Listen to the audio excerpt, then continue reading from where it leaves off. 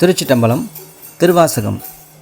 வெள்ளம்தாழ் விரிசிடையாய் விடையாய் விண்ணோர் பெருமானே எனக் கேட்டு வேட்ட நெஞ்சாய் பள்ளந்தாழ் உருபுணலில் கீழ்மேலாக பதைத்து உருகும் அவர் நிற்க என்னை ஆண்டாய்க்கு உள்ளம்தாழ் நின்று உச்சி அளவும் நெஞ்சாய் உருகாதால் உடம்பெல்லாம் கண்ணாய் அண்ணா வெள்ளந்தான் பாயாதால் நெஞ்சம் கல்லாம் கண்ணினையும் மரமாம் தீவினை நேர்க்கே.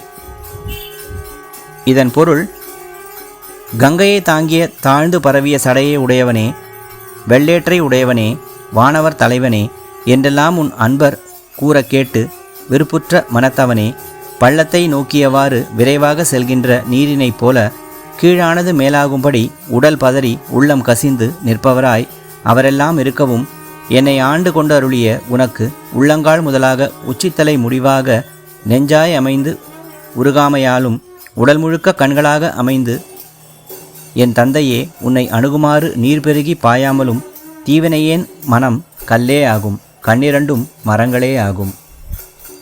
திருச்சிட்டம்பலம்.